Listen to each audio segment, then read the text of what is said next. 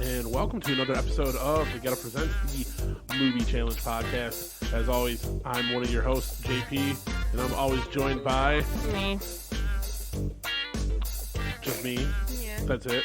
Just me. They know who I am. If they're watching this episode. What if this is someone's first episode? Well, what if they're scrolling through? My name is Veronica. What if they were scrolling through and My they're name like... is Veronica. And they're like, yo...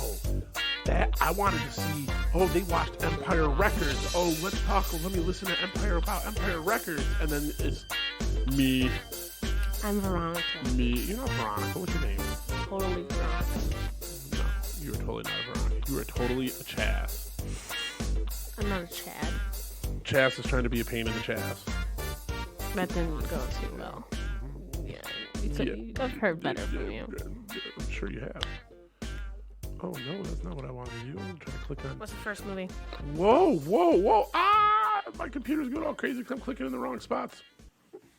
Anyway, welcome to this episode. Thanks for joining us as we still are continuing our journey. Put Ash down through the bees. I did, if you listened to the last episode when we were talking about the origin of Ash Williams, turns out that I did lose the Army of Darkness movie that I had before. I must have lost in that flood. So I'm going to have to go buy those movies again. Okay, put Ash down.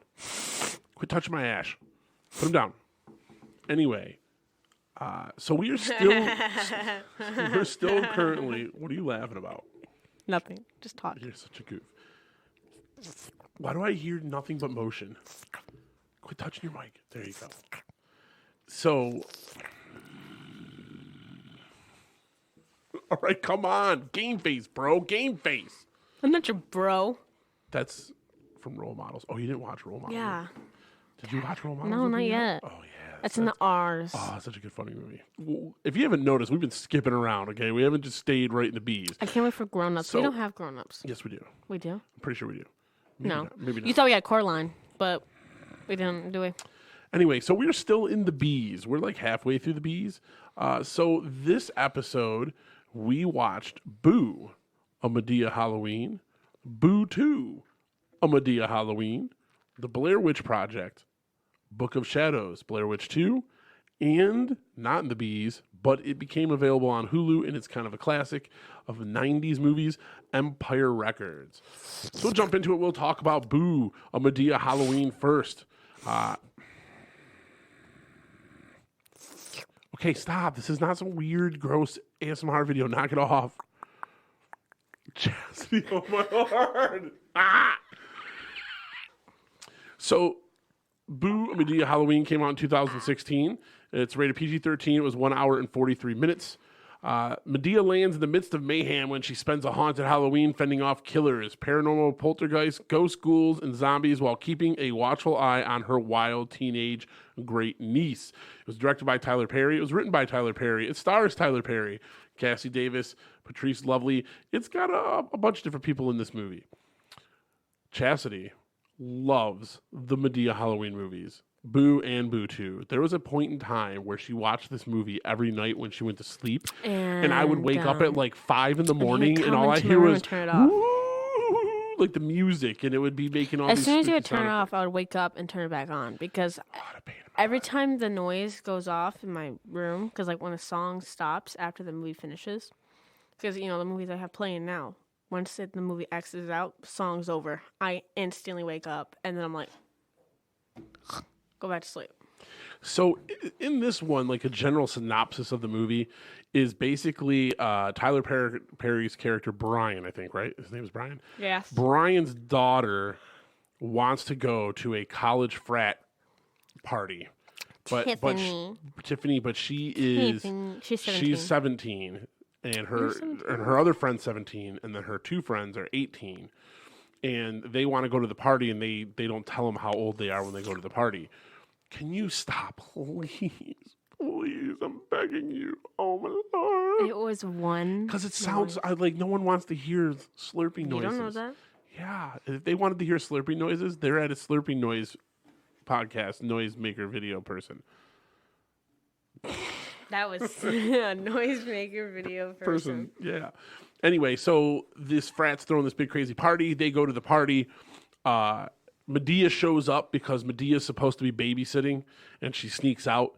Medea and her gang of elderly folk go over and break up the party and get the police called. So to get her back, The frat guys, to prank her. get her back, they prank her by making her think that Brian's house is haunted, where they're staying the whole time, that Tiffany is supposed to be in her room, but really isn't. It's just a bunch of shenanigans. And eventually they find out that it was just the frat kids. Yep. That's the gist of this movie. And the other part is, because there's a morality thing in there, right? Is that Tiffany's other friend that was 17, she eventually gets caught and kind of confesses, and then she helps Medea and her gang of elderly people plot a revenge prank where Tiffany's friend pretends to have her pretends to be dead, got killed at the frat party. I mean, this is kind of dark stuff. Hey, I do that. I'd be a good actor at that. Just kind of dark stuff a little bit, like, oh, the way I'm going to pretend back is to say that, I was you would be great killed and left in the basement of a fraternity. If I could play dead, okay, I would be great at playing dead. Yeah. Okay, and then once you would laugh too much. That's why you're really bad at hide and seek, because you laugh. Yeah, but it's different when I'm pranking someone. Hide and seek is real different because I know who I'm hiding from. And if it was like a horror situation, or if I'm about to, get these kids in trouble. See, what happens is I would be violent. Is you think about what's going to happen, and that makes you laugh. And then you start laughing, and you give yourself away. That's what happens. You think about how awesome it's going to be, and then you start laughing. It's just like you're smiling right now because you're thinking about it. Right. So, Medea, Boo, what was your favorite parts? We're doing great. Well, Medea. I just like the outline of it. Gonna take a hammer to a child. I'm gonna take a hammer to, with the hammer in her purse. That's why I got a hammer in her purse. Not actually. Yes, it is. And then, I like her personality. Medea. Because I like people like that. I think they're funny. I would hang out with people like that. You would hang out with people like Medea that are just off the wall crazy like that? Oh, I find them hilarious. So what parts of the movie, though, besides just loving the character Medea? That's what I'm saying. I just like that part, Joe, with the I don't do this Halloween bullcrap. When he smacked he was like, because he was smoking that joint, and he looks over and he's like, I know there ain't no. Yeah, he sees. I know there ain't Joe's no sitting on the darn couch, clown looking at me, and right he's now. smoking a joint because everyone left, and he's like, finally, by myself. Yeah, he's smoking I'm gonna sit here. And then he looks over, and there's a clown. And he's like, I know there ain't no darn clown over there. I'm out of it. And then he looks back over, and it's close, and he's like, oh. And then he looks back, and then it's gone. And he's like, yeah, that's what I thought. And when he looks forward, it's right there. He's like, oh, yeah. Yeah, right. And then he grabs his cane, and then he whacks. Well, he said something funny to him. He's like, "Oh, okay, this is what you gotta do." Like he says something to him and smacks him with the cane. Whacks him with the cane, and he falls on. He's like, "Yeah, try to do that. I don't do that. Halloween bullcrap." Abuse. Stop it, you bitch juice. Abuse. Anyway. No, say it. So he's been drinking. He's been drinking that Buse. Mm-hmm. What's Buse? What's Buse? It's bitch juice. Wait, no, you have to say it like him. It's bitch juice. No, he says it like he does a long when he does a deep. Bitch juice. But he also does a. I can't remember. I wish I could say it. Yeah, no, you can't. I can't. No, that's right. Because I would get it right. So okay, so you like those two characters. What about the story? Did you like anything in the story? No, I just liked how funny it was. I mean, there's nothing. Really... What did you not like about it? Well, now that I rewatch it, I'm like, it's lower quality because I'm used to what I have now. So you can clearly tell that it's not as great. Now. And that's most Tyler Perry movies, right? They're clearly like a lower budget. I guess I don't know too much about Tyler Perry other than he plays this Medea character. He's done a lot of movies. He's got his own production company, all this stuff. He does a lot of different things. But I believe the Medea character started as a play, A Diary of a Mad Black Woman, and it's just kind of spiraled from there. And he's made all these movies, and now from what I've seen and stuff and heard and read, he does a good job of employing people of color and giving them chances. Most of his casts are black or other ethnicities. But I mean, he seems to be a pretty inclusive in the people that are in his stories. But it is definitely not like you're not going there and you're not getting the polish of like a blockbuster movie. It's definitely lower quality. Yeah, but I don't mind. I just like the funny characters, so I still love the movie. So the story really didn't even matter to you. You just like the characters. I just like the characters. Okay.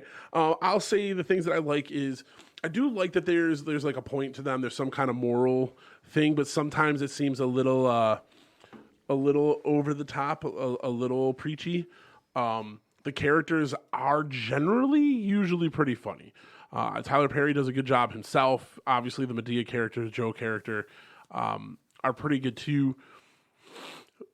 There's a couple characters I'm not sure of, like Hattie. I'm not sure what that character's about. Meant to be the old sexual grandma. Well, sometimes I can't understand what she's saying the way she talks. Because I don't understand why they made her talk like that. Right, I don't understand why they make her talk but like I understand why she's there. Sure, no, I get that part, right? Because she's like always hitting on Brian and stuff. Yeah, but she's also. But I mean, like she's hard to understand what she's saying sometimes because of the way she talks. Yeah, I want to know why they make her talk like that. The way that they make her talk or the character talks, I don't understand what that's supposed to be a caricature of. And maybe it's like a relative kind of person, like reflective of a relative that maybe Tyler Perry has, like the crazy old sexual aunt or something. I'm not sure. I don't know. Some of the other actors, right? Some are pretty good. Some are clearly overacting. Oh my Lord. I'm the captain of this fraternity or whatever the hell his name is. Don't get me started. And isn't he like some kind of social media star? This guy's character is so over the top. The head of the fraternity is so over the top, and he's got the most annoying laugh, and everything he says is just over the top, oversold. Like it's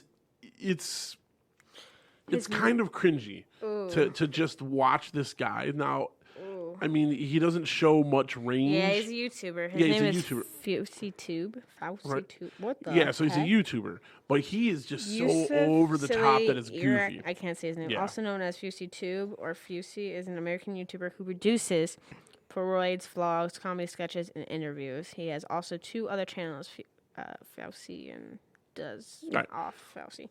I'm trying to see his YouTube. So, like that part. I think I found it. So, like, his character is just kind of, like, it gets annoying real quick. Especially when he laughs. He's like, like, it's, and I'm sorry for anyone listening if you just heard me do that.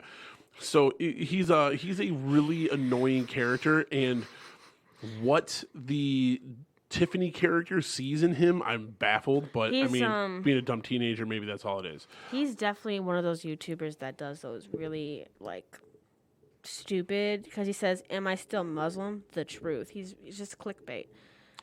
Okay.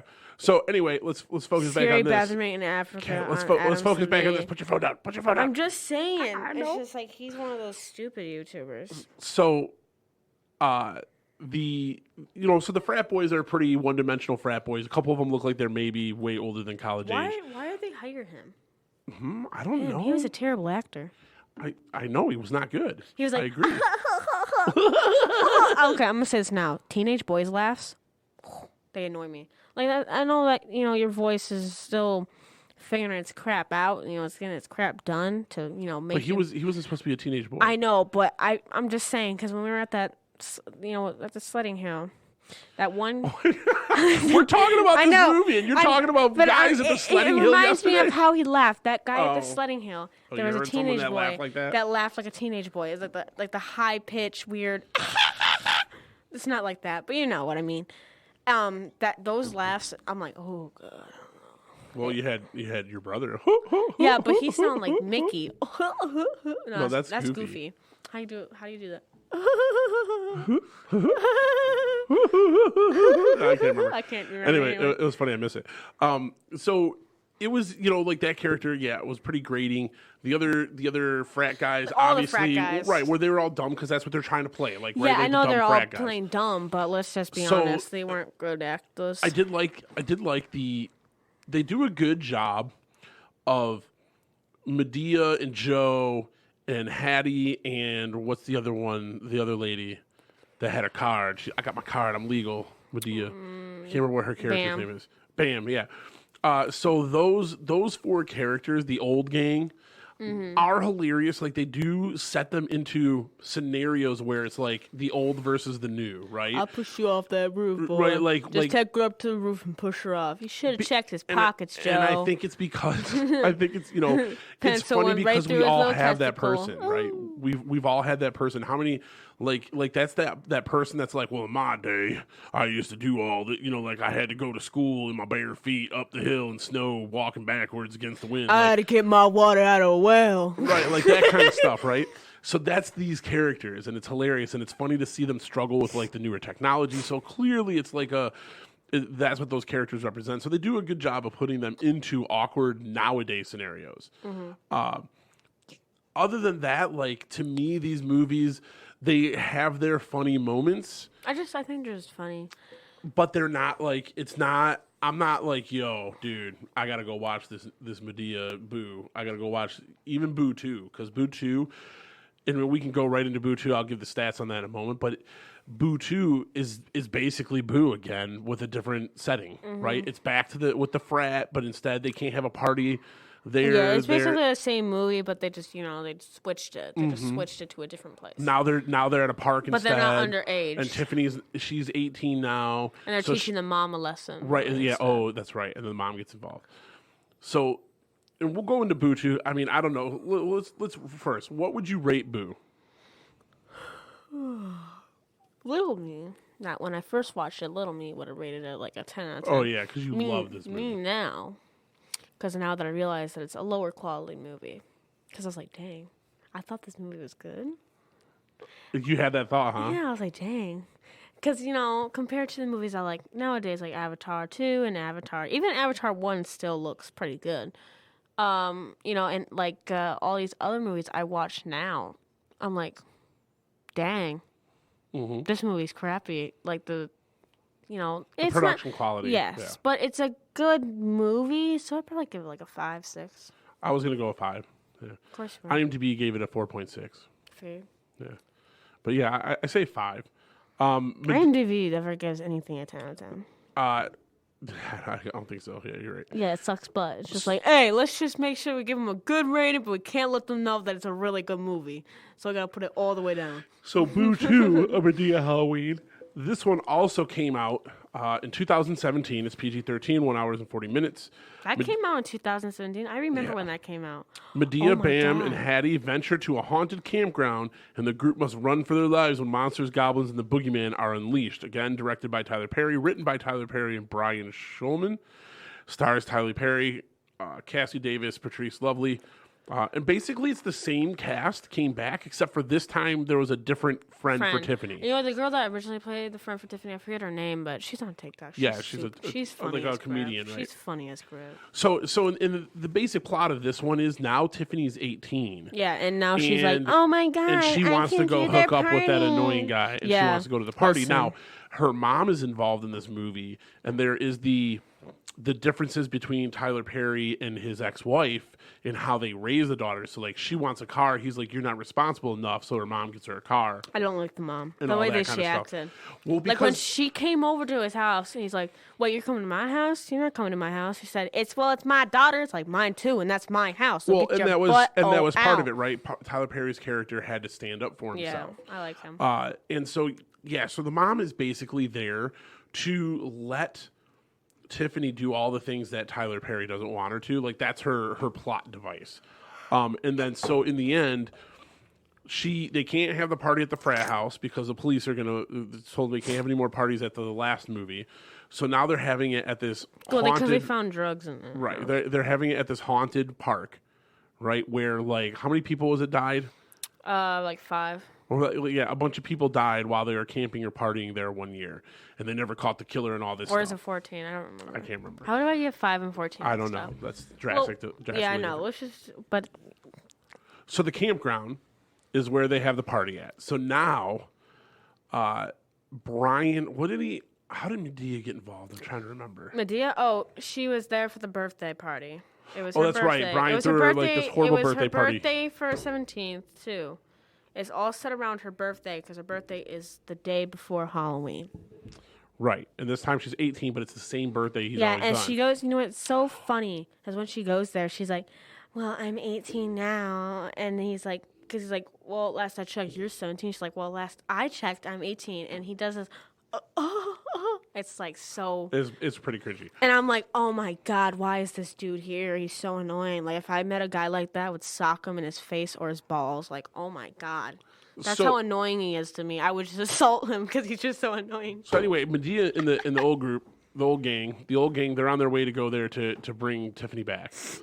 Meanwhile, Brian and for some reason Tito Ortiz, the ex-UFC fighter, used to be an MMA fighter. Really? Yeah.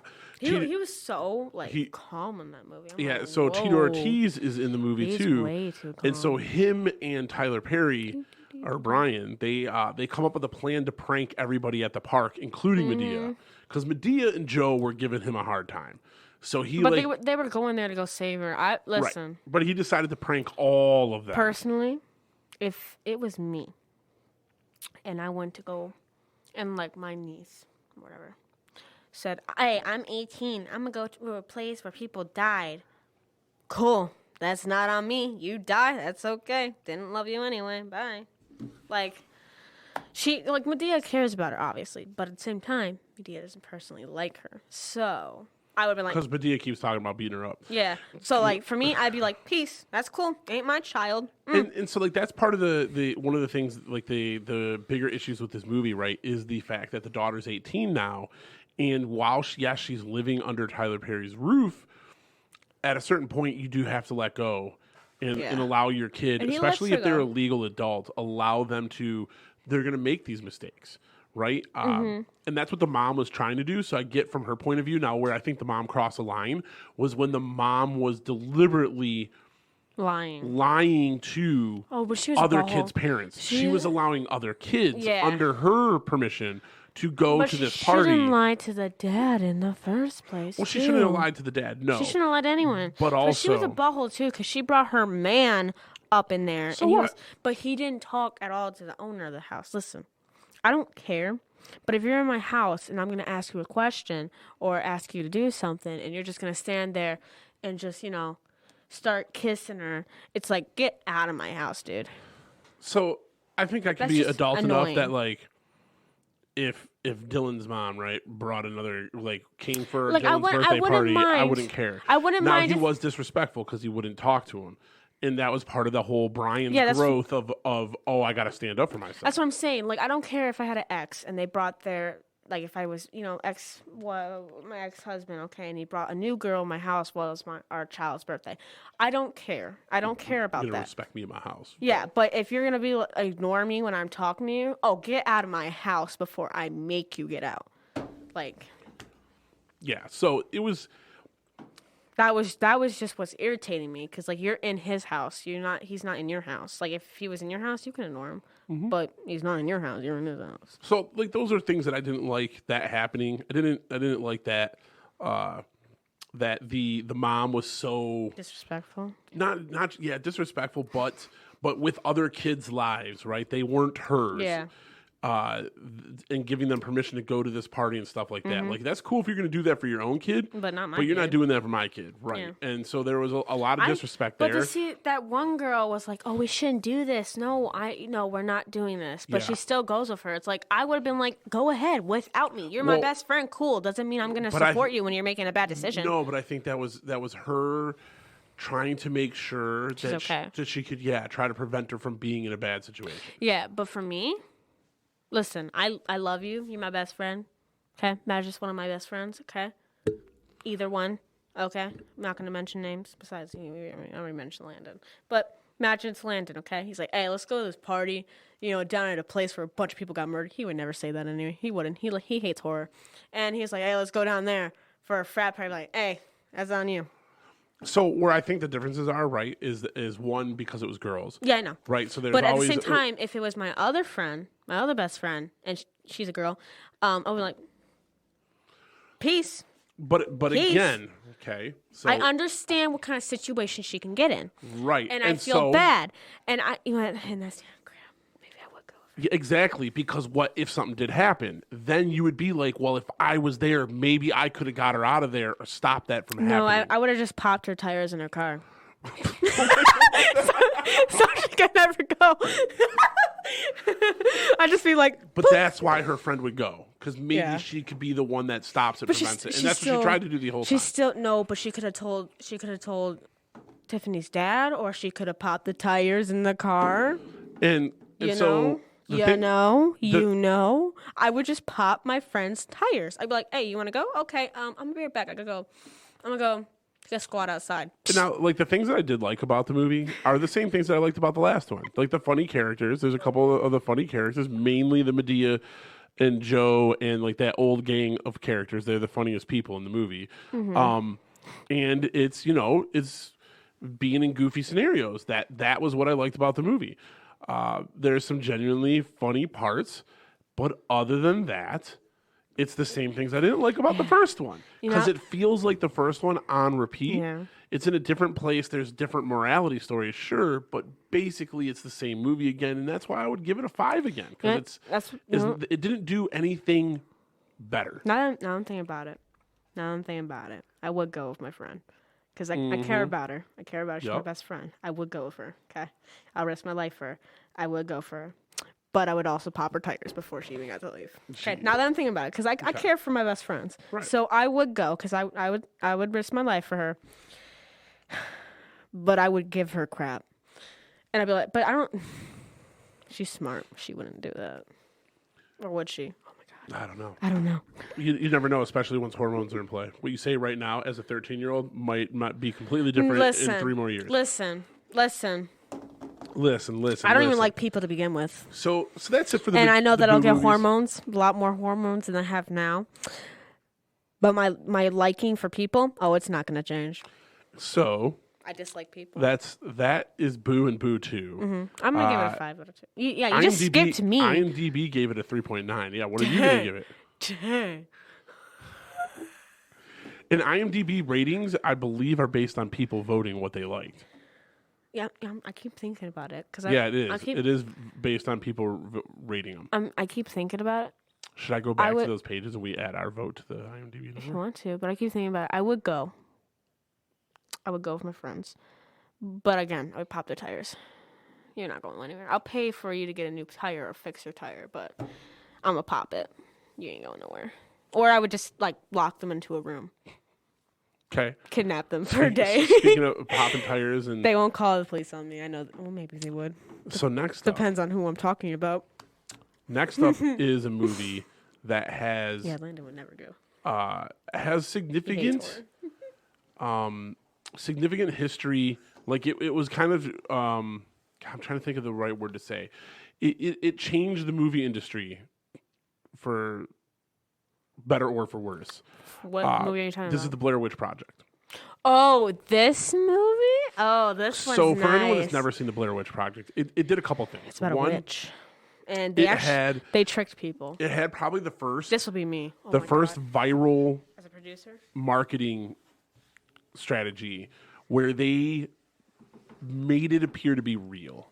They made it appear to be that these 3 people went out into the woods to film a documentary and they never came back. And then a couple years later, their film was found out in the woods and this is their story. And they pieced together all the footage. They were acting as if this is footage they found and they put it because in the movie theaters, there was no credits. It just cut off.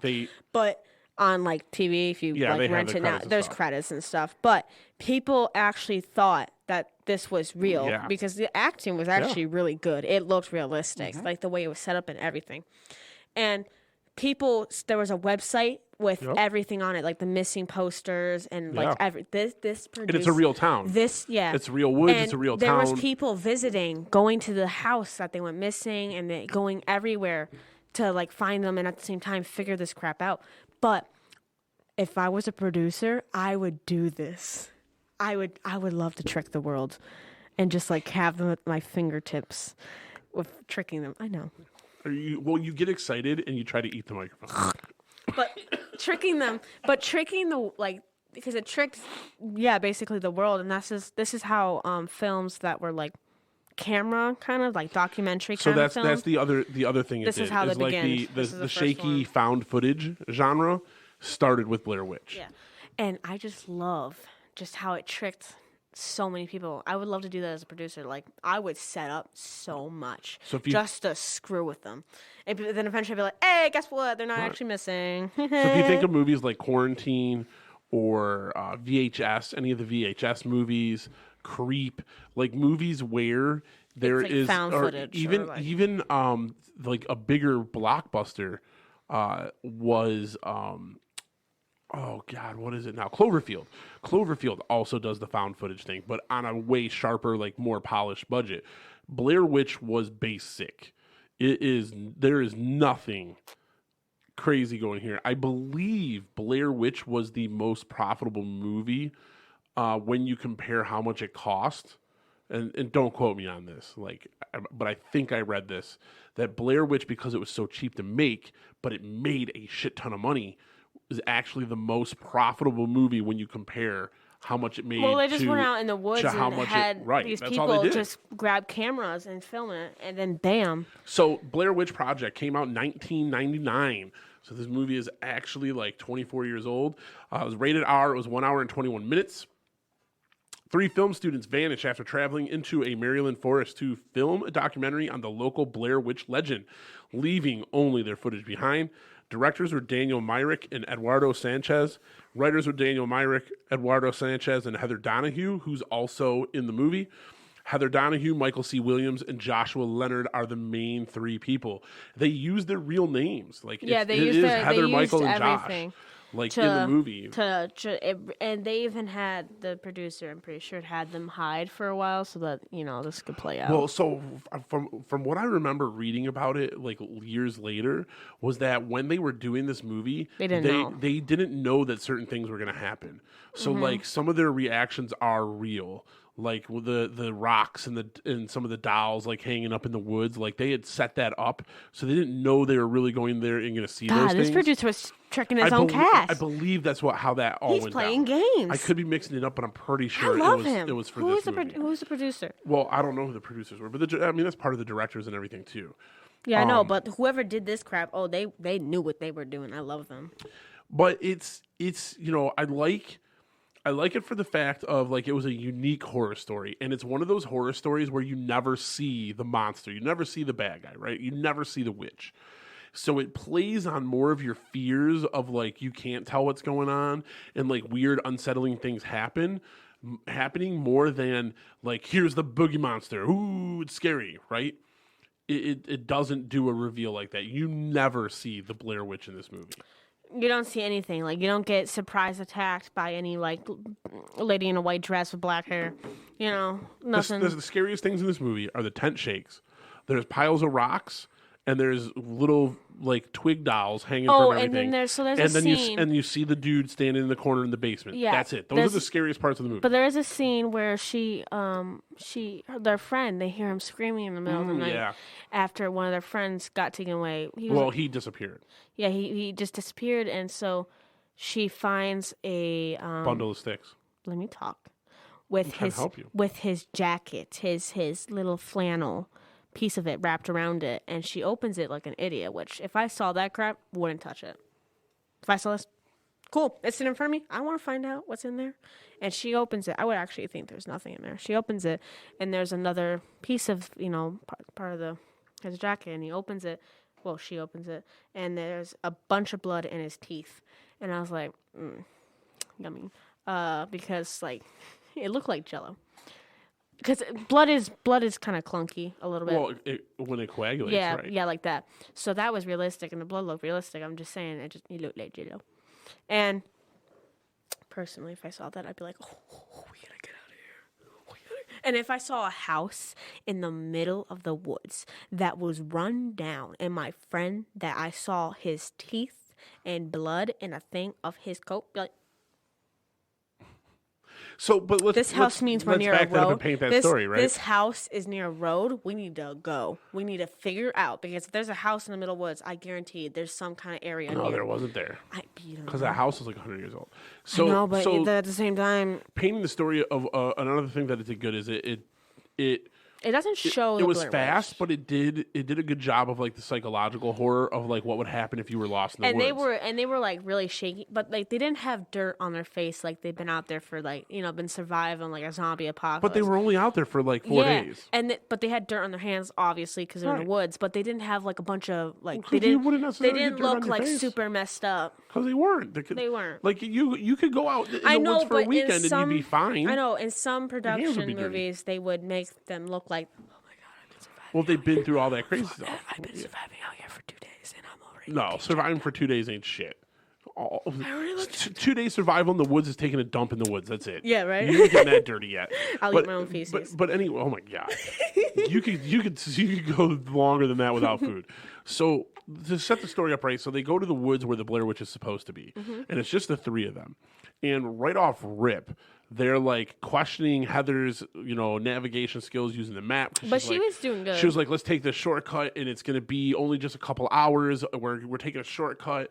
And they were like questioning her because it was like, "Well, you said 2 hours 2 hours ago, and now it's 4 hours, and now it's 6 hours." So there was a lot of like the paranoia that comes with being lost in the woods, right? Yeah, and they start arguing a lot throughout it, but right, because they're starting to doubt each other. Yeah, there's this one arguing scene. Like it started off that what was their names? Josh, Mike, and Heather. And it started off. Remember, Josh was kind of cool. Josh was cool, and Mike was calm. the one that was kind of flipping out. And Mike was the butthole. And in the scene where Mike is a big butthole, is that so they argue. Mike's freaking out. And then they decide to try and follow the creek. Well, because they can't find the map. The map disappeared. Yeah, the map disappeared, and they follow the creek. And, like when they get across the creek, Mike's like, "Want to know something funny?" Because he's laughing. And they're laughing at her because she got wet. Well, yeah. Because, they went to, and they're laughing. And Mike's like, "Want to know what's really funny about this?" And they're like, "What?" He's like, "I kicked the map into the creek." Yesterday, yeah. And he starts laughing. And they went, and the way that they screamed at him and the way she was crying while screaming, that was realistic. Because when I get super angry, I cry as I'm angry. Yeah.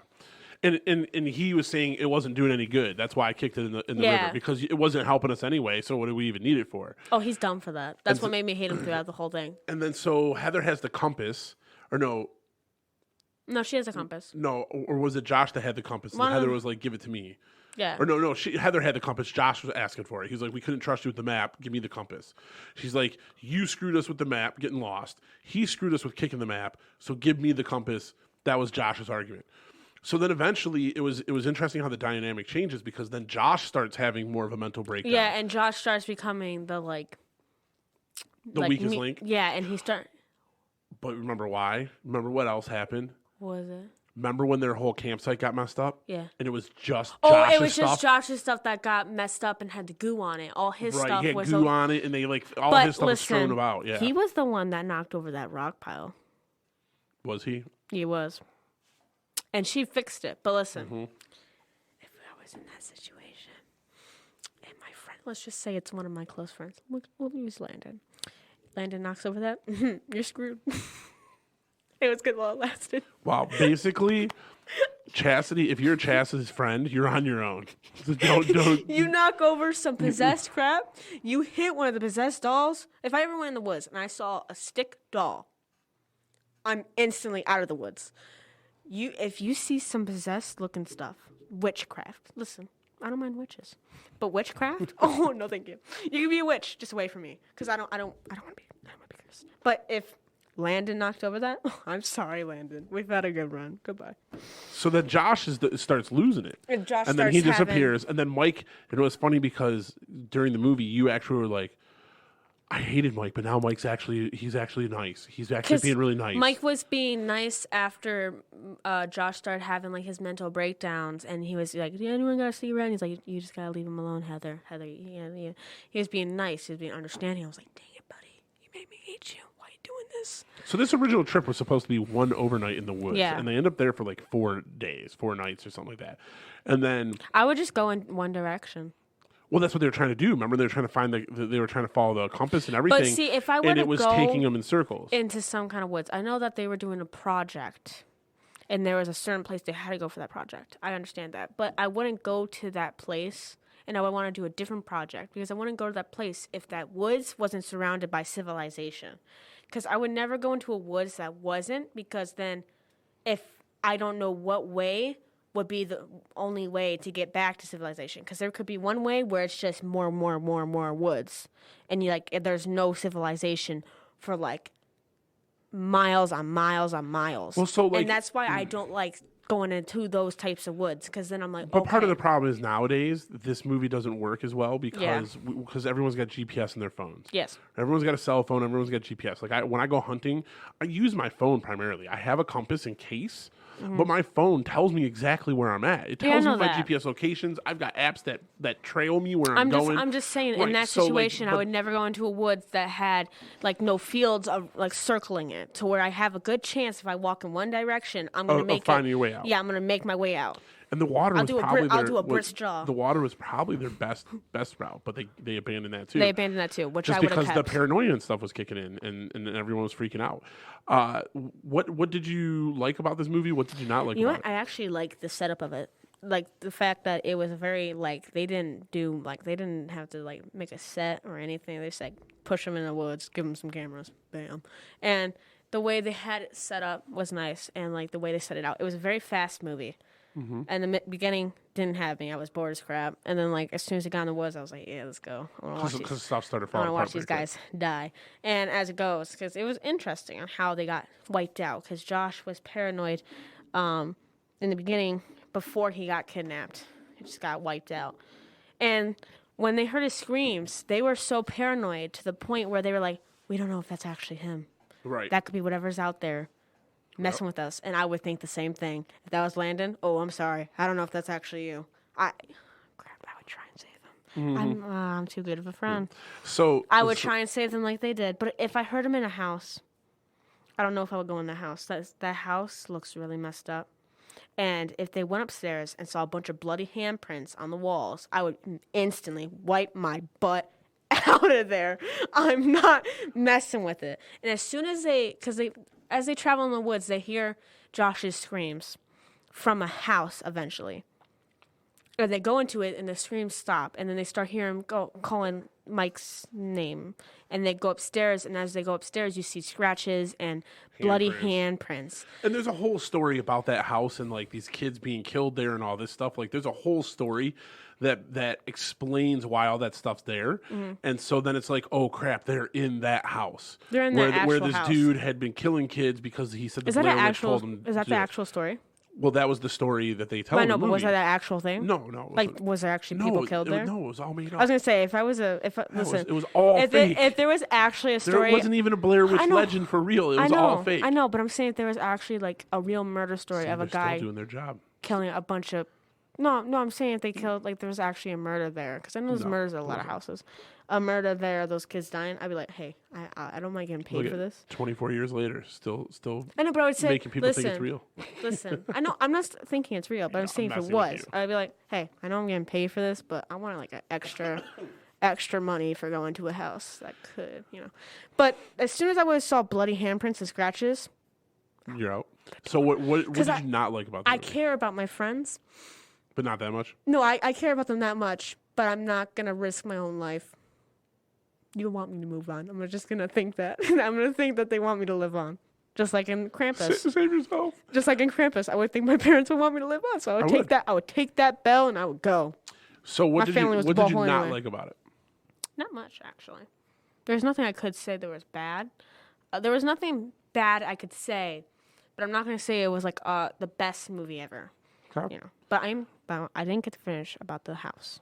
Okay, go ahead. So as they walk up the stairs, they start hearing him from downstairs. Now, I would start tripping when I would hear him upstairs, and then I start hearing him from downstairs. That's when I would know that something's up. It's I time gotta to just get out of there because there's no way that he just made it to the basement. There's no possible way. He just said, "Hey, I'm gonna jump out this window and go downstairs and trick you." I mean, I've done that in video games, so.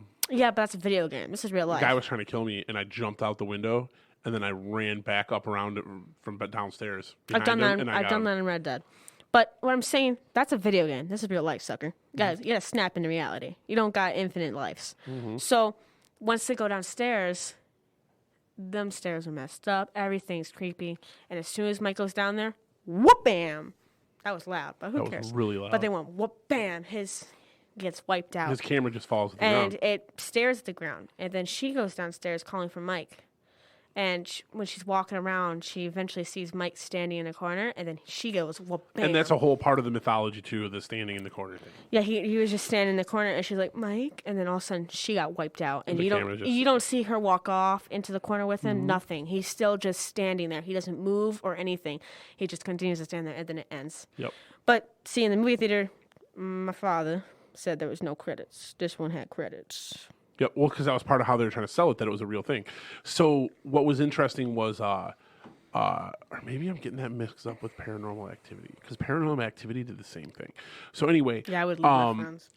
so what I liked about the movie was, yes, it was kind of like a new thing of horror. It did a lot with not a lot, right? It did a lot with not a lot. It was able to make it tense and scary without really having any monster, anything like that. Yeah, they didn't have to show anything because they did the noises in the woods as if something was knocking down trees or swinging through trees. It was all very creepily done. Yeah. But they never showed you any monster. They never but it showed was still anything. the things that they did show you and the things that they had happen. It did freak you out, and it made it tense and kind of freaky. Yeah. What I don't like about the movie, and this is because I lived through the hype of when this movie came out, was when I finally saw this movie, my mom had watched it first. And she had watched it during the day in the basement in her room. And she came upstairs like, you have to watch this. It scared the crap out of me. I mean, she might not even have finished it. And then so I immediately watched it after that, and it did not scare me at all. I was not scared at all watching that movie. I wasn't scared watching it again when we watched it for this. No, it didn't scare me. It made me nervous because I was like, I would think of myself in this situation. It was probably the first time that I can remember in my movie watching life where I really paid attention to a movie that had so much hype behind it and it didn't live up to the hype. To me, it didn't live up to the hype. Now, it did things because what you missed because you weren't alive then was that everyone copied this movie after that. Yeah, Everyone did this found footage. I just named off some. Paranormal Activity is the same thing. All Paranormal Activity did was Paranormal Activity Everyone scared me way more. Hey, than this these guy did. came up with something that's really smart. Now we're going to do it. And they're going to do it, right. And that's what Paranormal Activity did. The same kind of thing. They tried to sell it off as it was real. They did the whole found footage, but they used security camera footage instead. So they just took what Blair Witch started with and they kind of perfected it. Because Paranormal Activity movies, those ones are genuinely creepy to the point that, like, I've been like, I need to turn the light on before I walk in this room. But anyway, so those are the things that I didn't like because it didn't live up to the hype for me. What would you rate this movie? I'd give it like a good 7, 6. Okay. I would say 6. Of course you would. IMDb says 6.5. I would say 6, just because, again, it doesn't wow you. Especially watching it all these years later without the hype at all, it does not wow you. It has a place in movie history for sure, but it is not I just thought like... it was interesting. I wasn't scared by it. I was nervous because I always think of myself in that situation. But if I didn't think of my weight, and if I was in that situation, then I wouldn't have been nervous. So, like, what I want from a scary movie... I want them to make me. I want them to shiver my Well, timbers. I either want to be scared watching it, or I want it to kind of like haunt me for days after. Yeah, when I watch a horror movie, I want my timbers to be shivered. Like, there's certain movies, like It Follows. I was super impressed with It Follows. That movie, I thought about that movie for days after. Oh, Annabelle messed me up. And that's like how I like my horror movies, where like they just follow you around, they haunt you afterwards. I remember that time you printed out that cutout board thing. For work? And you put it in my bedroom behind one of my things. Remember? You No. did. You did it to Dylan first, then you did it to me. You did. No, And you're making stuff up. No, you did. You did. We'll have to go see if Mom remembers. You put it behind my doll thing, but when I woke up and I saw it, because I'm scared of my dolls. I don't remember that at all. I have American Girl dolls. I used. We're gonna have to ask Mom because I don't remember this. You don't remember a lot. We remember who's younger and remember who's older. It's got nothing to do. Remember's in memory fades faster. We made than the other. we did it for The Office, like we did an It theme, so maybe that's when I might have done something like that. But I don't remember ever putting that. I would remember that kind of epic prank. No, you did do it. You did. I think you did it to Dylan first, or maybe you didn't do it to him first, but you did it to me. but it didn't scare me. I woke up and I looked at it because I was already scared of my dolls because I would tell them I love them every night because I was worried they would murder me. It was like him in the sewer drain, right? Yeah, something like that. And you put him there, and I look over and I see it when I wake up, and I was just so unfazed by it because I was like, oh, another scary doll. And then I realized what it was. I was like, oh crap, that's. It scared me more once I realized. I was like, yeah. See, that doesn't make sense because you weren't there. You didn't see me. I no, brought it out said, to you in the kitchen. Another scary doll. I didn't have a It doll. wasn't a doll. It was it. I was thinking in my head, who put my doll there because I was out of it. And then I blinked my eyes. I was like, oh. We'll take a trip down memory lane later. We'll ask Mom to settle this one. It was it. I woke up. I saw it, and I thought someone put my doll down there by one of my other dolls, and. I looked, then I had to blink and look at it again, and then I was like, oh, my dad's pranking me, but he failed. I was proud of myself. I was proud of myself when I scared you behind those blinds in your room. Yeah, you did. You scared me. Yeah, but we're digressing. I don't care. So the next movie we watched was the sequel, Book of Shadows, Blair Witch 2. Now, this one came out in 2000. It's rated R, hour and 30 minutes. Saw a lot of tits in this one. A group of tourists arrives in Burkittsville, Maryland, after seeing the Blair Witch Project to explore the mythology and phenomenon, only to come face to face with their own neurosis and possibly the witch herself. This one was directed by Joe Berlinger. Writers were Daniel Myrick, Eduardo Sanchez, and Dick Bebe. And then it stars Jeffrey Donovan, who's actually a pretty good... Can you quit playing Mouse with Ash? Go. It stars Jeffrey Donovan. She's over here making Ash breakdance. Put Ash down. Give me Ash. Get your Ash over here. Give me Ash. Give me Ash. Give me. No! You have to put him back. He can't be by the lighter because he's Ash. Anyway, don't kill Ash. It has Jeffrey Donovan, Stephen Barker Turner, Erica Learson. Actually, there's a few people in here that have gone on to be in other things. Let's see who else is in here. What was her name? That girl that was the witch. Crazy name is in this. The girl with the witch. Oh, Kim Director. There's a girl. Her name is Kim Director. She was the goth one. And then what was the girl that played the witch? I loved her style. The girl that played the witch. She was in some other stuff too. That's Erica Learson. But Jeffrey Donovan's probably the biggest name in this movie. He went on to go be in Burn Notice and some other stuff. I keep thinking about if I would save my friends or not. So this one was more of a real movie, though. They got rid of the found footage thing for the most part. This one was about the aftermath, right? All these tour groups and people selling stuff because that stuff really happened. There was real tours and there was real people selling stuff, trying to say that it was related to the Blair Witch. People definitely tried to cash in on the Blair Witch. Burkittsville, Maryland is a real town. You can go look it up. Sticks and sold them. So it was kind of cashing in on people cashing in on this stuff. But then it was like, well, what if you did this to make money? And then it turned out it was kind of real. So they got screwed over. They got life in prison. So Jeffrey Donovan's character leads this tour group, and he's got a writer and his wife. The writer is trying to write a book about mass hysteria. His wife is pregnant, like a couple weeks pregnant, but she doesn't want it, and he does. She didn't tell. Wait, did she tell him? Yeah, he knew because he was like the baby. But she was drinking. And he didn't stop her. She said at first he didn't know. There's some plot holes definitely. In this movie. But she was drinking and he was like, "I told you." He's like, "You've had too many. You need to take care of yourself." And then when she was bleeding, the first thing he said was the baby. So like he knew.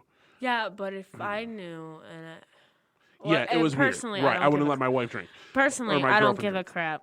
But anyway, I don't give. Listen, personally for me, if I was a guy and I wanted it, but she didn't. That's up to her. Right. One, that's her body. But two, even though she didn't want it, I wouldn't let her drink because I wouldn't want her to go through that. Like that. Like what she did. Yeah, I wouldn't want her to, because that was painful. You know it was. So I wouldn't want that to happen. So I wouldn't let her drink. Even though she didn't want it, she was probably going to just yeetus the fetus. I would still tell her, don't do that because you're going to go through a lot more pain than you need to.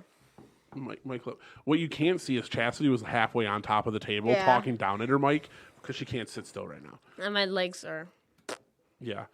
So this one takes, like, again, this is more like a regular movie. They do this tour. They come across another tour group. They set Yep. up at the house where the Boom. footage was found. Bam, So bam. at the where Heather and Mike and Josh apparently died in the first movie, that's where they set up. And this house is like in ruins now. There's this tree that wasn't there before. There's a big tree and in the then middle. on the video, the tree goes back to a little twig. Well, so that's what he says, right? In the movie, he says, "Video never lies." Yeah. Film does, but video never lies. And that's where they get screwed over in the And so that plays a part of the movie, right? That's what he says. He's like, yeah, I got all this video equipment because video never lies, man. If we're going to catch something, we're going to catch these spooky things on camera. So they all just party pretty much. Another group shows up. They're like, no, we got here tonight. We'll see you down. We'll switch. We'll trade with you, basically. They tell them to go down to this other site place called Coffin Rock. They probably should have. Spooky stuff happened down there. So that tour group goes down there. They probably should have because all this wouldn't have happened. So then they just party at this. They just get drunk. At these ruins. They get right. They're high. smoking weed. They're drinking and stuff. And then the next thing you know, they wake up in the morning and they're all like groggy and like, what the heck happened? They don't know what happened. All their pages are ripped up. Everything. Yeah, because it looked like it was snowing and it was that guy's research. Yeah, I was like, that's a lot of pollution. They better sweep that crap up. Right. They better clean that. They find the footage hidden right where all the footage, and there was a girl there, the goth girl. She was supposed to be kind of like psychic, and she like knew the girl was pregnant. She knew that he didn't want it. Like she has little moments of knowing little things. moments of being smart. Father, that's not my phone. I got an iPhone. I clearly did not. Yeah, mute. yeah. I muted. Okay. Yeah. But she has like little insights. She's like, I can see the footage. I can see the film in my mind, but it's over here. And she like goes and finds it. And so then from there, it gets weirder because they go back. Well, actually, no. She has the miscarriage right there. Yeah, she starts bleeding but she had a dream that she went. Yeah, she had a dream that she went in the water full clothed in this dream. Was she wearing jeans? She was full clothes. Okay, but I she had think a no. dream Wait, she killed the baby. hold on. I'm trying to explain it. I don't think she was wearing jeans. If she was, abomination, get out of my life. But she goes in the water, and then she starts like kind of going like this, and then you guys don't see it. I'm doing a little dance, and then all of a sudden blood starts popping up near there, and then a doll. But I thought she walked out with the doll and put it underwater. No, she had it in her arms. No. Yeah. It came up from underwater. No, I'm pretty sure she put the baby in the water. Want to play it back, buddy? Yeah, we can go play it back later. No, not right now. Come on. Anyway, she has a dream about the baby dying. Yeah, and then she has the... then has the miscarriage when they're finding all this stuff. Yeah. So then they go to the hospital. Some weird things happen at the hospital a little bit. And then they go back to Jeffrey Donovan's house. He's like, hey, you can stay with me. What's it called? The book? The book? I'm not telling you. You got to remember. See, it was not, obviously didn't matter to her that much. She can't even remember the title. So they go back to the hospital, they go back to his place, and that's where the rest of the shenanigans start happening. And it's like a bunch of paranoia. The witch girl disappears. Then they find her dead in the closet. They're all seeing things, hallucinating. Oh, were you right? Were you right? Were you right? Oh, she's walking over here now. Looking at it, aren't you? What's it called? Book of Shadows, Blair Witch Project. Get out of here. So then, I totally lost my train of thought, you turd. But I'm gonna look at so basically the paranoia starts setting in at his house. They all start seeing things, crazy stuff starts happening, and then eventually it turns out that the other tourist group they ran into, they were murdered. And there's some weird stuff going on with his footage, like a 2-hour time gap. And so like they play it backwards and they're messing around doing all this stuff, and they discover that it's the footage of them killing the other people, of like the witch girl dancing around the skinny tree, like the big tree that was there isn't on the footage, on the film, or on the video. It's actually a skinny tree, and she's dancing around it topless. Yeah, she got her boobs out. She's really the goth girl goes to the store to get more beer, and like she has an altercation, like an argument with the cashier, and then she leaves and she hits a tree and barely messes up the car, but like when they look at it in the morning, the car is absolutely destroyed. Oh no, Dad! She puts a towel underwater that doesn't have anything in it, and then she puts it like under her crotch, and then she starts bleeding out. Blood starts coming up, and then that baby doll. You don't ever see the face, but you can like kind of see the body, and it kind of floats up. Okay. But you don't never see the face, and she like kind of just. So that's why I thought maybe she had the baby because she had that towel. Yeah, but she kind of like pushes it down again. That's kind of funny. I don't think it was funny. You So had then it humor. turns out they get arrested and they're interrogating them. Well, and the whole movie is kind of like starts with them being I interrogated. wasn't saying it's funny. It was funny But how then- how the baby looked that fake. You could Right, tell because yeah. how stiff it Yeah, was. obviously not the best production values in this one either. Okay, I know, but also the topless. I mean, possibly around the better than tree. the Tyler Perry movie, Yes. but Yeah, it was. But the topless around the tree was really awkward. so then it turns out all the video was like, footage dang. shows them committing all the crimes, and so ultimately the girl that had the miscarriage, they say she's the witch and they hang her. And Snap her when neck. you're watching the movie, she's egging them on and telling them, "Oh, you're not going to do it, you sissies," and all this stuff. And Yeah, and she's saying all this stuff. But when they watch the they video get arrested and they see a video, but everything that the happened, opposite. they were all naked.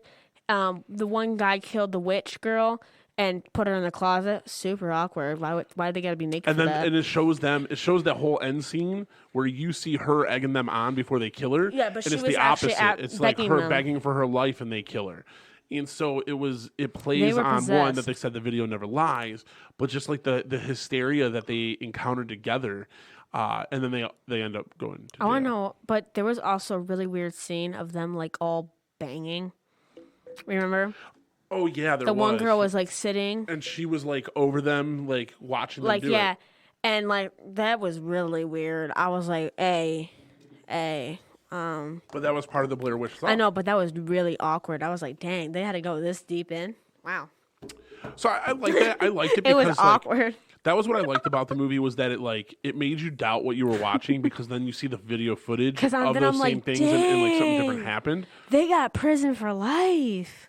They're done. I mean, they got it on They footage. killed a bunch of people, yeah. And then like the goth girl, like She was stabbed the girl. also in trouble for stabbing the cashier that she like got in an argument with but Yeah. walked out. Hey, that And cashier it turns was a out she actually stabbed her.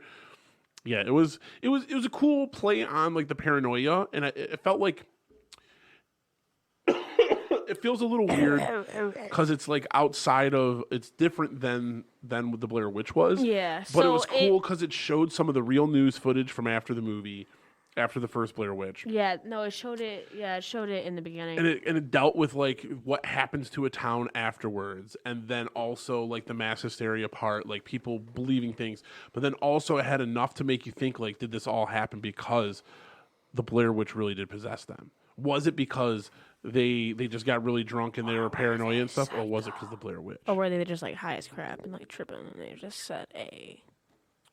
So what did you like about this movie? I like the plot.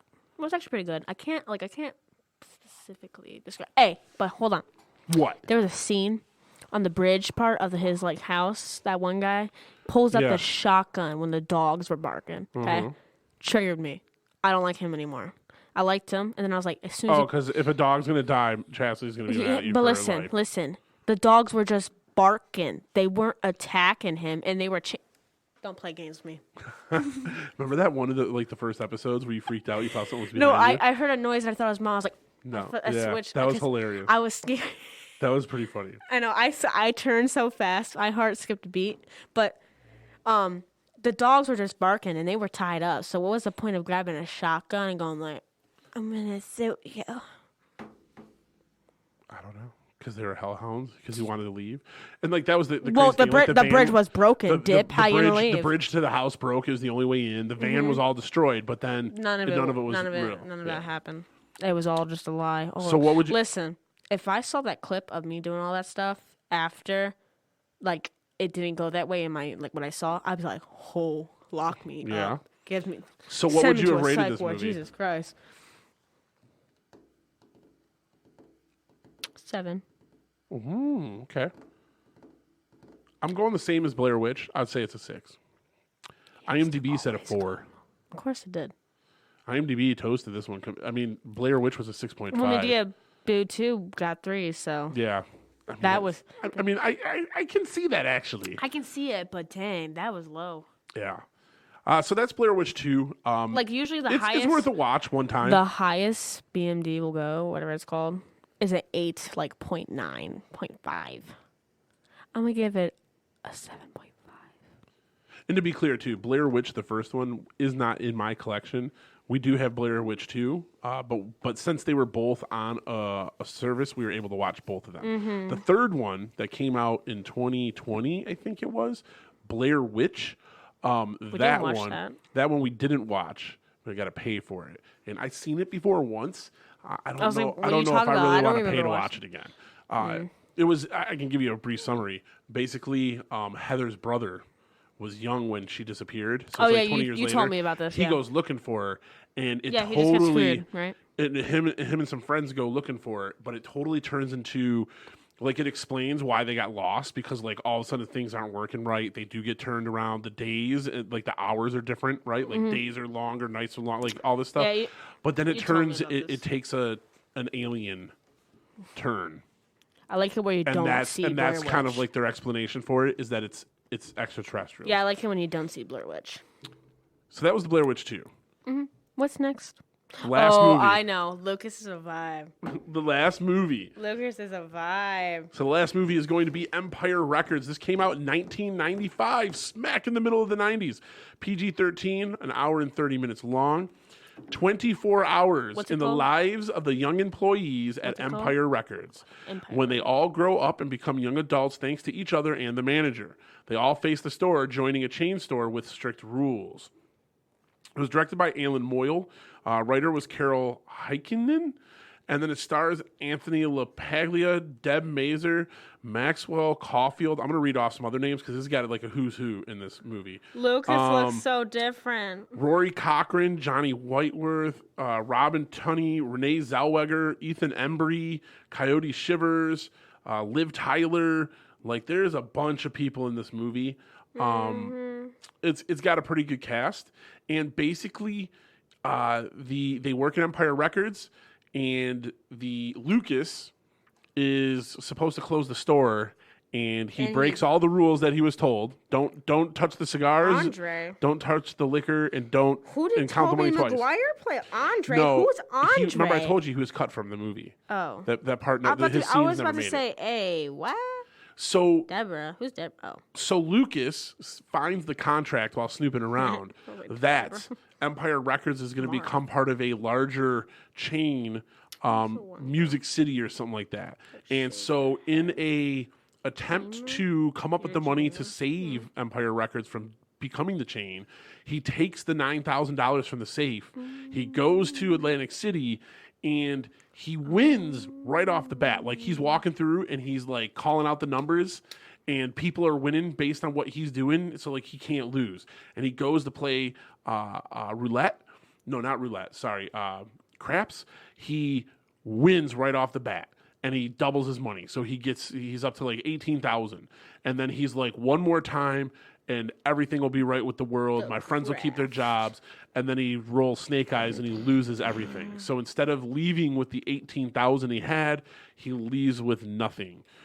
So then the next day, that's when all this stuff is happening. And in the aftermath of him losing all of that money, Joe, the manager who wants to buy it, he was trying to save up enough money to buy the record store. Oh, there's Warren. Oh, yep, Warren. Oh. So then each one has like a different character that kind of represents different things that, in the 90s. There's, Renee Zellweger, who's like the pretty petite, but she's on drugs. She sleeps around a lot. Then there's Liv Tyler, who's like the perfect smarty pants, but she's doing speed. She's doing drugs. And so there's Rex Manning. We got to talk about Rex Manning too. So the thing that's happening at the record store this day is it's Rex Manning Day. And Rex Manning is like that. Hey, are you paying? Rex Manning's like that older musician that's like still trying to keep it young. Mm-hmm. And he's coming to do an autographing session. Oh, there's that. So they're all like making fun of it. They're like, oh my God, it's Rex Manning Day. It's AJ. Mm-hmm. Wait, what? Rex who? Rex Manning, remember? It's Rex Manning Day. So you're not even, put your phone away. You're not even part of this I'm conversation. trying to look for Rex Manning. Ooh. So basically, it's like all the shenanigans going on. There's the drama between Lucas and Joe because Lucas lost all the money, but he's like acting like it's no big deal. There's the crazy manic Mark, who's clearly ADHD. There's the tortured artist AJ, who's in love with Liv Tyler's character. There's Yeah. Mark There's looks like this other girl that's older more guy. emo. She tried to, commit suicide. She Deborah. shaves her head, Deborah. Right. So there's all these different kind of characters, and it's just like they're interesting interactions. Where's Mark?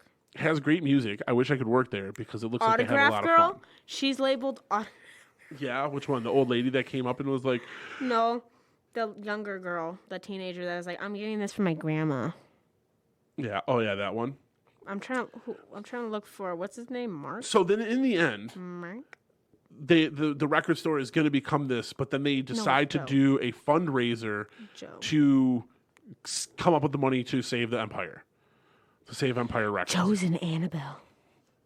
Is he? Creation. He is. Joe's the dad in Annabelle Creation. Yeah. He's the old man. That's right. He's in Annabelle. Look at that. See? All right. So put your phone down. Come on. I was looking at the cast. What is what are your old they are. impressions? So for me, this movie was like Lucas is a vibe. It was like quintessential 90s movie, right? Like it was kind of like this is one of those movies, and this is what I was going to tell you about Breakfast Club. This is one of those movies that kind of just like could represent the 90s films as a whole. The colors, the attitude, the style, all that. The style back then. And the style that's kind of popping up now. Because it's kind of going a little bit back now. It's a little more modern, too, at the same time. I like it. But the colors, like, the colors back in, like, the 90s and 80s, dang it. Now we got the gray and black McDonald's. Like, what happened to the colors? Because I'm like, because, you see the... Oh, yeah, 90s had a lot of colors Yeah, but, like, on. nowadays, it's like the fancy is gray and black. What? Mm-hmm. No. I want color. Yup, Gray and black's boring. They were layering and wearing all kinds of weird stuff. Colors. Yeah. And it hurts so much, but listen. The girl on the drugs, forget her name. I'm going to call her Druggy. Liv Tyler. I forget her name. Yeah. Druggy. Her outfit, what the heck was she wearing? What, with the sweater? The sweater looked weird. Like how she had it propped in. Well, no, I mean, that's the cut that was on it. It was a sweater that showed off her midriff. Yeah, no. But I thought that was a little weird. Goth Girl, nailed it. Liked her. She was fun. Let's see. AJ, he was cool. Corey was her name, by the way. The drug girl. Her name was Corey. AJ, he was cool. Corey was trying to sleep with an old guy. And when she was like... Well, Corey's plan was to lose her virginity to Rex She's Manning. 17, and he's ugly. No offense. And she totally threw himself at her. No offense to him. No offense And then as soon as he was like, all right, let's do this, and he went to whip it out, then she got upset because I think she doubted herself at the moment, like, and it wasn't what she had always thought it was going to be, like this romantic thing. She like set him up like this candlelit dinner and stuff, and then she was trying to be all seductive. And then he was like, let's do this, and he unzipped his pants, and then she flipped out and left. Gina just ran in there. She said, "Hey." That wasn't how that happened. She was talking to him, and then they met in there. She said she started flirting with him because they got in a fight, remember? And she was like, oh, you just sleep with everyone. Yeah. And then Gina just proved her point. So Gina did. But Gina was like, I have this amazing talent. I can guess the kind of color of your underwear. Yeah. She's like, with navy blue. Yeah, navy they got blue in there? Got in jockeys. there? It was not navy blue, but it was blue. It was blue. I'll give it a chance. Right. Not baby blue, though. So what did you think of this movie? What did you like? What did you not like? Lucas is a vibe. You know what? She At really first, liked Lucas. I hated his hair. She did. She and hated then Lucas's hair. as it went on. Because he had like a Caesar. As it went on. You said you had a Caesar at one point, right? Mm-hmm. Oh. But mine didn't come down as much. Mine wasn't like as much like as that. It went on, I was like, okay, Lucas is kind of cute. And the hair kind of suited him. But it looks still awkward. So I gave him a chance. But... what's his name? AJ. I liked his style. I liked his outfit. I liked his hair. The artist. Yeah, he was cool. The ADHD guy. The guy that acted like ADHD. Mark. Listen, hated him, but loved him. At the same time. He was annoying, but his personality, and he just seemed like such a good person. He seemed like such a sweet guy. Yeah. But he was all over the place. Yeah, but it's not that, because Dylan... he's like that kid that would like yell for no reason. Yeah, Dylan right. Like for no reason. when there was the shoplifter, when Warren stole, and then Lucas goes to try to catch him, and then Mark like looks at the camera and he's like, shoplifter, like to say shoplifter, right? Like You look like the strawberry out of Because my face is all red. the meatball, the raining meatballs. But so yeah, it was so it was he does somewhat be over the top, but other times I think he was supposed to act like ADHD, and he nailed it. Yeah, it felt like he was ADHD. Yeah, nailed it. And that's I like think Dylan in a nutshell. Well, but I think that's like quintessential again 90s because that's when like from my recollection that's when like ADHD started really being diagnosed or ADD started really being diagnosed. So it made sense for them to have a character. I feel like that's like Dylan's like that. brain in a nutshell. Oh yeah, just all over the place. Just wanted chaotic music on. You know, they're like mosh pitting in the store, mosh dancing. He was in the cool. Store. It got awkward because after the druggy girl said, "I don't like you like that" to AJ. AJ went down there and started dancing with the goth girl, and he took off his shirt. And then when Mark came down, all of a sudden his shirt was back on. And then when they looked again, all of a sudden his shirt was off again. I was like, "Hey, he is teleporting his shirt on and off on a click of his fingers. What the heck is he doing?" And it was really weird. It was really awkward because she was going with it, and I'm like, I would never dance with my guy friends like that. That's kind of weird, you know? Because like the way they. And then you really disliked Warren. Oh yeah. So Warren is a kid that shoplifts, and they apprehend him, and they keep him in the back of the store while they wait for the police to come get him. Absolutely sucked, but oh my god, kid was annoying. He was just like everywhere. Just I hated him. Like there was no I hate and love him at the same time. It was just all get out of my face. But did you see what his character was though? It was like at kind the of end? a kid that just wanted to get hired at the well, job. No, he wanted attention, and he felt like he didn't fit in anywhere. So he was doing these things to try to get some kind of attention. Cool, go get attention from your parents, not me. I'm trying to work. So they literally offered him a job. But that was after he came back a second time with a gun. He came back with a gun. That's basic. And started that's school shooting blanks shooter in the store. That's basic school shooter. That means you got to blanks. You got to out this kid out of here. Just bam, get him out. They were blanks, but then it turned into like he just wanted a job or something. That if he comes in there, even though it's blanks, it's like, but you got to remember back then, the school shooter wasn't even a thing. I know, but still, it wasn't even a thing, Chaz. I know because people were a little bit normal. I shouldn't say. And we've always been messed up, but they just weren't going around shooting everybody all the time. Yeah. So 95 school shootings weren't a thing, not like today. Which is an interesting concept that your first impression of seeing him come into the store with a gun and shooting it off like that for you think school shooter. So that's interesting because that's basically what he is.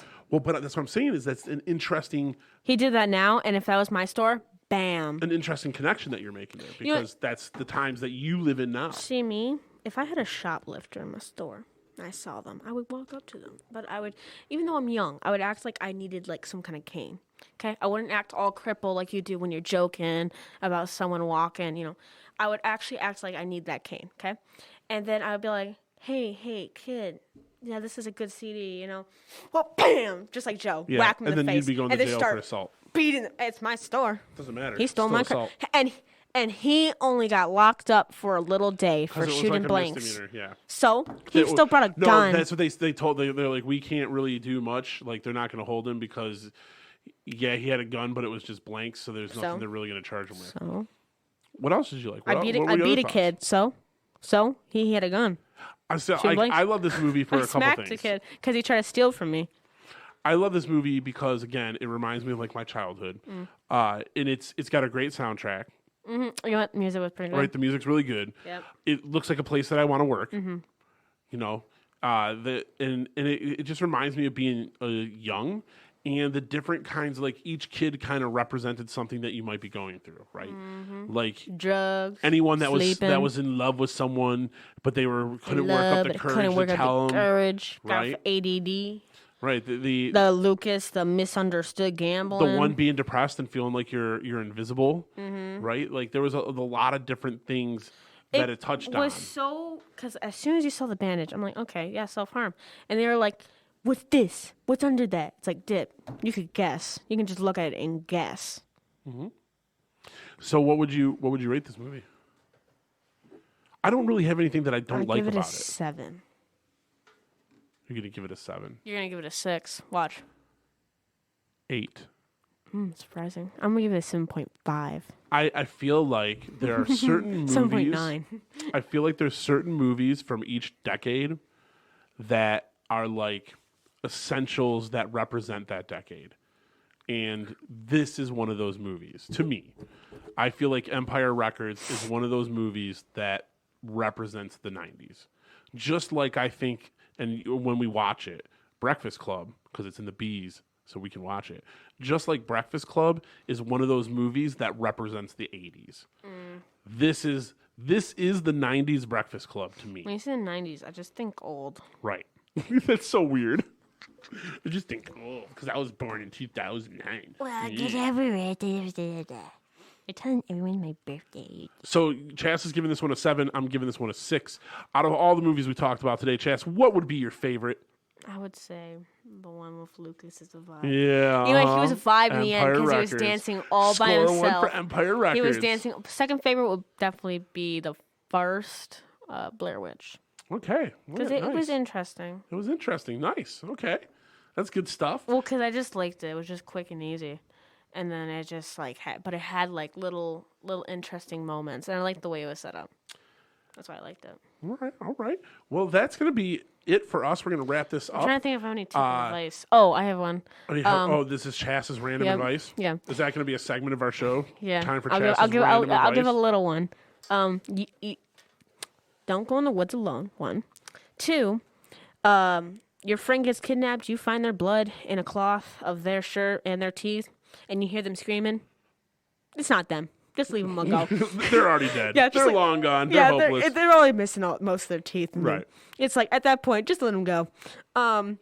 If you care about your friends and they're about to go to a party and you're worried about their safety, pop their tires so they can't go. 3. This is more than one piece of advice. Well, I'm just saying. To sum up with all the things. 3, you want a vibe? Just vibe. Lucas is a vibe. Lucas is a vibe. Yeah, don't gamble. Don't do drugs. Don't. You can sleep around. Just do it safely. If you like what we've been doing here with the movie challenge and getting our different points of view and perspective on movies, please make sure to like, subscribe, follow us. We're on YouTube. We're on Spotify. We're all over the place. That like button. No, you don't have to smash it. You can gently click it. Okay. I hate when people say that. I know, That's why you I were say saying it. that before. Oh, smash that like button and comment down below what your favorite stupid color Now, is. if you want to comment, we'll take the comments. Leave a comment. I don't care what your color is. Like, subscribe, follow us. I don't care what your favorite color is. We're on all major platforms and just kind of keeping this thing going. Hey, I'm not down Hopefully, for advice. we've been getting views, right? Yeah, thanks. So it's been cool. Thank you Thanks. for those that have listened. My mouth is dry. All right, well, Hold on. that's it. Hold on, my last parts. Lord. Hold on. So I'm summing up with the last movie we did. Don't do drugs. Don't just. Okay, hold on. Don't do drugs. If you like someone, just tell them. You can sleep around. Just do it safely. Don't get sleep. Life advice from a Hold on, 13-year-old. listen, you can sleep around. Just do it safely. Don't get any, STDs. And don't self harm. Your life is worth it. Yeah. Yeah. You're not invisible. It'll get better. It will. So on that really depressing, somber note, It does get better. But it's true. It gets better. It does. Life gets better. It can get better. It's gonna suck in the beginning.